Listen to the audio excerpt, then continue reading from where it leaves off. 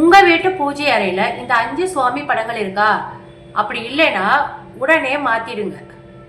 வீட்டுல லக்ஷ்மி கடாட்சமும் மன அமைதியும் நிலைச்சிருக்கணும்னா பூஜை அறையை இந்த மாதிரி பராமரிச்சு வைங்க. வாங்க வீடியோக்குள்ள போலாம். பலரு புதுசா வீடு கட்டும் போது பூஜை ரூம் அப்படின்னு சொல்லிட்டு ஒரு தனியா ஒரு ரூம் வைக்கிறது இன்னைக்கு எல்லாருக்குமே வழக்கமான இருக்கக்கூடிய ஒரு இதுதான். ஆனா தனி அறை அமைக்க வசதி இல்லாதவங்க வீட்டில் சமையல் அறையிலோ இல்லை ஹால்லையோ ஒரு சின்ன சுத்தமான இடத்த ஒதுக்கி அங்கே சுவாமி படங்களை வச்சு அதுக்கு ஒரு ஸ்க்ரீன் அமைச்சிக்கலாம். இதுதான் பூஜை அறையினுடைய அமைப்பு. சுத்தம் மற்றும் பராமரிப்பு.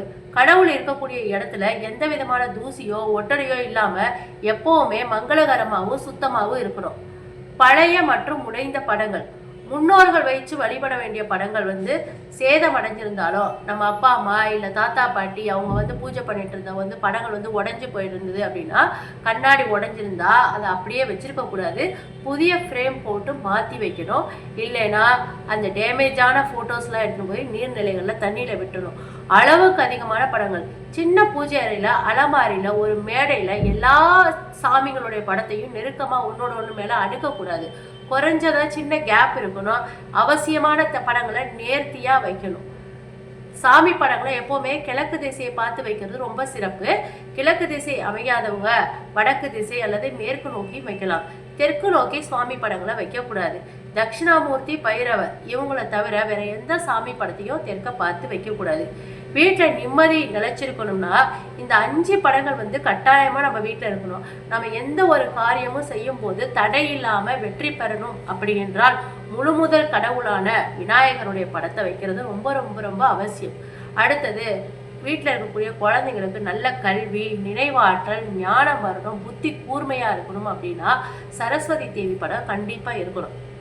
நம்ம வீட்டில் வறுமை நீங்கி சகல செல்வங்களும் ஐஸ்வர்யங்களும் நிலைச்சிருக்கணும் அப்படின்னா மகாலட்சுமியோட படத்தை வச்சு பூஜை பண்ணணும். திருப்பதி வெங்கடாஜலபதி தாயாரோட கூடிய பெருமாள்.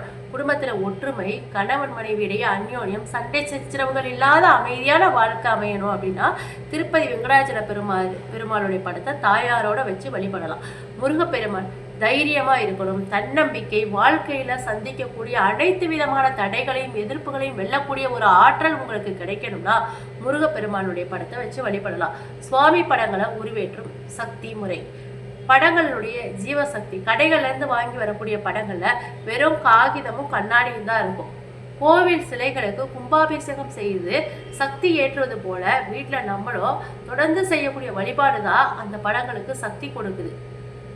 வீட்டில் கந்த சஷ்டி கவசம், லலிதா சகஸ்ரநாமம், சுப்ரபாதம், சிவபுராணம், காயத்ரி மந்திரம் இதெல்லாம் அப்பப்போ ஒழிக்க செய்யணும். அல்லது நம்மளே வாய் விட்டு சொல்லணும். இந்த மந்திரங்களுடைய ஒளி அதிர்வுகள் படங்களின் மீது படும்போது அவை உயிருள்ள ஜீவசக்தியா மாறுது. தொடர்ந்து நம்ம ஒரு மனதா தீபமேற்றி வழிபட்டு வரும்போது அந்த படங்களை பார்க்கும் போதே மனசுல நமக்கு ஒரு ஈர்ப்பும் தெய்வீக சாந்தமும் உண்டாகும். வீட்டில் சிலைகள் வச்சு கும்பிட்றதா இருந்தால் ஒரு விரல் அளவுக்கு தான் சின்னதா சிலைகளை மட்டும் வச்சிருக்கணும். பெரிய சிலைகள் கோவிலில் மட்டும்தான் இருக்கணும். வீட்டில் வச்சா அதுக்குன்னு தவறாம தினமும் நித்திய அபிஷேகமும் நெய்வேத்தியமும் செய்யணும். லிங்கம் வச்சிருக்கவங்க நந்தீஸ்வரர் கூடிய ஸ்படிக அல்லது சின்ன லிங்கத்தை வச்சு வழிபடலாம். எந்திரம் அல்லது ஸ்ரீ சக்கரம் வச்சு நீங்க பூஜை பண்றதா இருந்தா ஸ்ரீ சக்கரம் அப்படிங்கிறது ரொம்ப சக்தி வாய்ந்த எந்திரங்களை வச்சா அதற்குரிய கடினமான பூஜை முறைகளையும் நிஷ்டைகளையும் தவறாம கடைபிடிக்கணும். முறையா பராமரிக்க முடியாது அப்படின்னா வெறும் சாமி படத்தை மட்டுமே வச்சு வழிபடுறது ரொம்ப சிறப்பானது. எந்த ஒரு வழிபாட்டிலுமே குலதெய்வம் ரொம்ப ரொம்ப முக்கியமானது. தினசரி பூஜையின் போது முதல்ல குலதெய்வத்தை நினைச்சு வழிபட்டதுக்கு அப்புறமா தான் மற்ற தெய்வங்களை வணங்கணும். நம்முடைய முன்னோர்கள் தெய்வத்திற்கு நிகரானவர்கள் அப்படின்னா கூட அவர்கள் மனித பிறவி எடுத்தவர்கள் அப்படிங்கிறதுனால அவங்களுடைய படத்தையும் சுவாமி படத்தையும் ஒன்னா சேர்த்து பூஜை அறையில வைக்கக்கூடாது. அவங்கள தனியா வீட்டினுடைய செவுத்துல தெற்கு திசை நோக்கி மாட்டி அதுக்கு மாலை அணிவிச்சு வணங்கி வரலாம். உக்கிர தெய்வங்கள் காளி, மகிஷாசுரமர்த்தினி, சரபேஸ்வரர், பிருத்தியங்கார தேவி, உக்கிர நரசிம்மர் இந்த படங்களை வீட்டுல வைக்கலாமா அப்படின்னு பல பேருக்கு பல சந்தேகம் இருக்கு. தீவிர பக்தியோடையோ சுத்தத்தையோட என்னால வணங்க முடியும் அப்படின்னா தாராளமா வைக்கலாம். பயம் இருக்கிறவங்க சாந்தமா சொரூபமா இருக்கக்கூடிய படங்களை மட்டுமே வச்சு வழிபடலாம். சனீஸ்வரர், நவகிரகங்கள் மற்றும் சனீஸ்வரர் படங்களை வச்சு வழிபடுறதை தவிர்த்துட்டு கோயிலுக்கு போய் முறையான பாரம்பரியப்படி வணங்குறது சிறந்தது. நடராஜர் படத்தை வீட்டில் வைக்கலாம், ஆனால் அதை தெற்கு திசை நோக்கி வைக்கிறது ஆகம விதிப்படி முறையானது. வாடிய பூக்கள் எல்லாம் எடுத்துடணும். சுவாமி படங்களுக்கு சாத்தின பூக்கள் காஞ்சி போனால் உடனே அதை ரிமூவ் பண்ணிடணும். வாடிய பூக்கள் எதிர்மறை ஆற்றலும் உண்டாகும். பூக்கள் இல்லாத நாட்களில் துளசி அல்லது சுத்தமான வில்வ இலையை பயன்படுத்தலாம்.